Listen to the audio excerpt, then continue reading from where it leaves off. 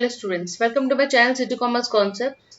So students, today we discuss about the what is multinational companies, MNCs and what is global enterprises. This इसका एक other name भी है global enterprise.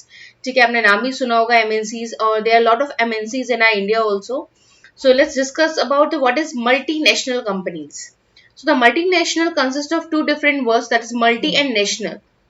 Multi means many and national means countries और nation, यानी कि वो company जो हर क्या हो बहुत सारी कंट्रीज में हो, that is called multinational company. जैसे इंडिया में भी हो, ठीक है, यूएस में भी हो, ऐसे डिफरेंट कंट्रीज में हो, that is called multinational company. So multinational means a company which operates in many countries. Such a company has branches, factories, workshop in different countries. A multinational corporation is also known as a transnational corporation, global enterprise or international enterprise. ठीक है. The headquarters of multinational companies are located in one country, that is home country, and it carries business in other countries or the host countries. The multinational companies get incorporated in the home country. For example Coca Cola, Hyundai, Nike, Reebok, L'Oreal, Sony, LG, Samsung. तो ये सारी क्या है, हमारी multinational companies है जो हमारे country में भी यूज होती है और बाकी अदर कंट्री में भी यूज होती है. That is called multinational company. Students, कभी आपसे अगर पूछा जाए what is the meaning of multinational company, then you have to explain the multinational companies are gathered by the two words, that is multi and national. Multi means many and national means countries or nations. ऐसे आपको लिखना पड़ेगा. And when they are asking about the what is the definition of multinational company, और ये जरूर आता है exam में 2 to 3 मार्क्स का, इसलिए इसको अच्छे से प्रिपेयर करिएगा. तब आप क्या लिखेंगे, आप इसमें से कोई भी डेफिनेशन जो है, जो अब भी आपको अच्छी लगती है, आप उसको लिख सकते हैं किसी भी एक ऑथर की. और याद रखिएगा, आप कोई भी अगर डेफिनेशन लिखती है तो ऑथर का नाम लिखना ना भूलिएगा. Now come to the next, the features and the characteristics. क्या features और characteristics होते हैं? Yes, ये बिल्कुल आता है एग्जाम में. 3 मार्क्स का आता है, 4 मार्क्स का भी आता है. 2 मार्क्स की डेफिनेशन और 2 मार्क्स के या 3 मार्क्स का आपका फीचर्स से characteristics पूछे जाएंगे और 1 मार्क्स का आपकी डेफिनेशन पूछी जाती है. ओके, तो क्या है इसके characteristics, आइए पढ़ लेते हैं. ओके, तो first one is giant size and huge capital resources. हमें पता है कि हमारी ये जो कंपनीज हैं वो बाकी अदर कंपनी में भी होती है, तो इसलिए इसका साइज क्या है, बड़ा है, जाइंट है. और जब ये अदर कंट्रीज में भी होती है, इसलिए इसका जो कैपिटल रिसोर्सेज है, यानी कि जो इसकी कैपिटल है वो भी क्या होगी, जाहिर सी बात है वो ज्यादा होगी, तभी हम अदर कंट्रीज में उसको लगा सकते हैं.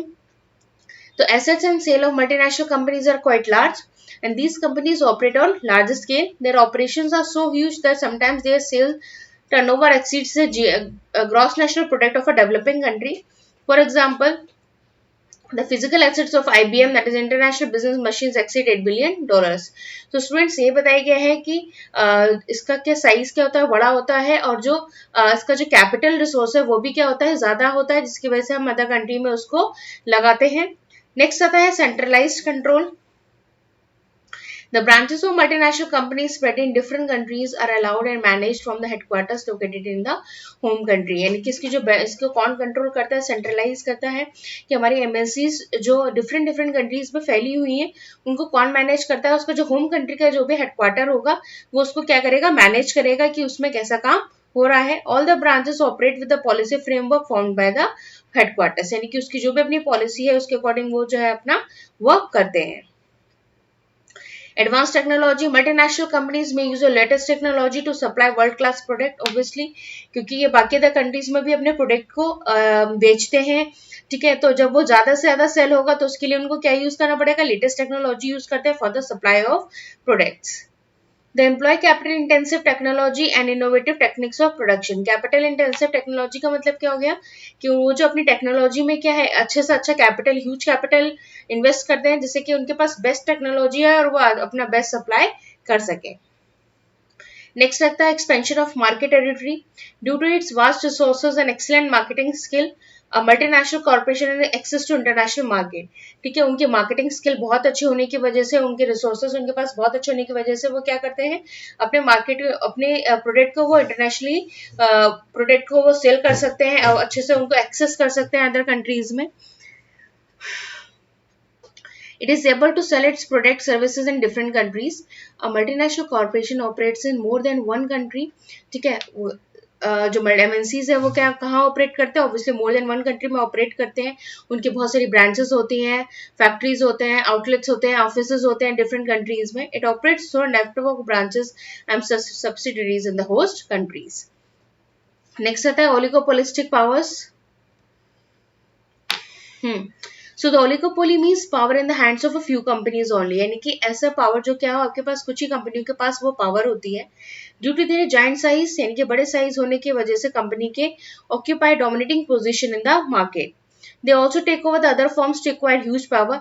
उनकी क्या है कि जो ब्रांचेस बहुत सारी हैं, ठीक है, उनका डोमिनेशन पावर ज्यादा है, वो ह्यूज साइज है, तो इसकी वजह से क्या करती है वो दूसरी जो कंपनीज है उनको भी एक्वायर वो कर लेती हैं।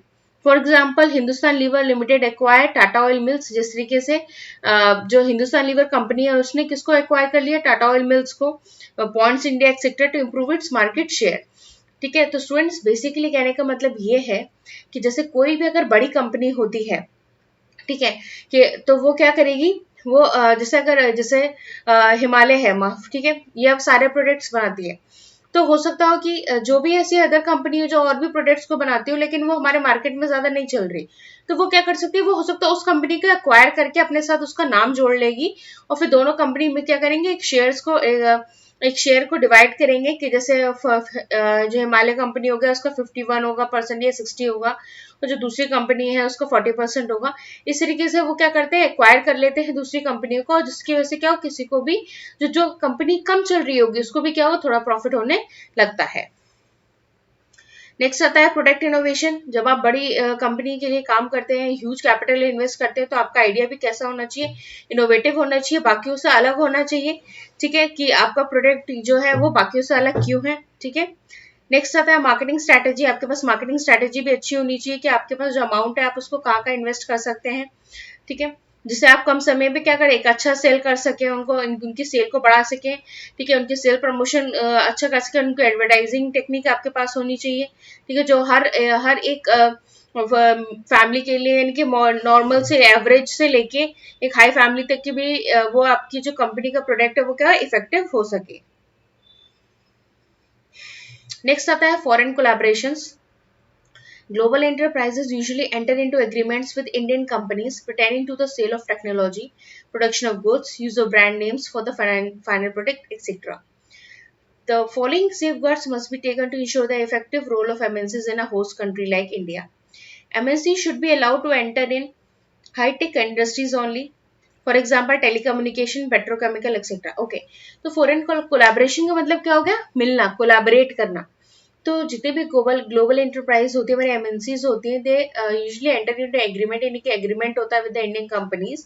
ठीक है, यानी कि वो अपने अपने ब्रांड नेम्स और उसका जो भी फाइनल प्रोडक्ट है उसका वो यूज कर सके। तो they are some safeguards, यानी कि कुछ ऐसे प्रोटेक्टिव सेफ गार्ड्स होते हैं जिसका ध्यान में रख के ही क्या क्या कोलैबोरेशन फॉरेन के साथ किया जाता है।